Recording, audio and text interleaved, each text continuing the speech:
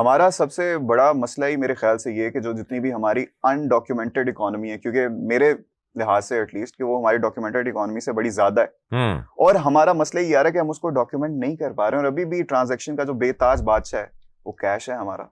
जबकि हम अपने पड़ोसी मुल्क में ही देख लें तो आप वहां पे जाएंगे तो आपको रेडियो पे भी वहां पे ना ये क्यूआर कोड्स और टैप टू पे ये सारी सर्विसेज मिलेंगी। छोटा से छोटा मर्चेंट भी आपको वहां पे वैसे मिलेगा कि जी आप ये गूगल पे कर दें, एप्पल पे कर दें, ये वाला पे वो वाला पे कुछ भी कर दें। हमारे यहाँ इधर ऐसे नहीं है, हमारे यहाँ अभी भी कैश चलता है। मसला क्या है कि उनको भरोसा नहीं होता डिजिटल पेमेंट्स के।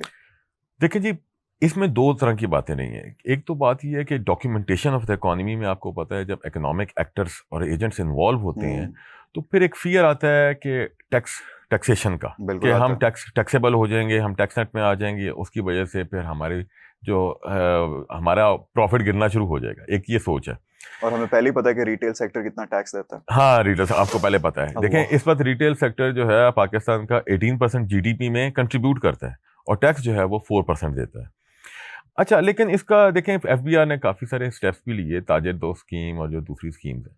लेकिन मैं समझता हूँ कि इसके लिए बुनियादी जो नुकता है ना, वो बेसिकली जो हमारे पॉलिसी मेकर्स को सोचने की ज़रूरत है वो ये कि फर्स्ट डॉक्यूमेंट द इकॉनमी।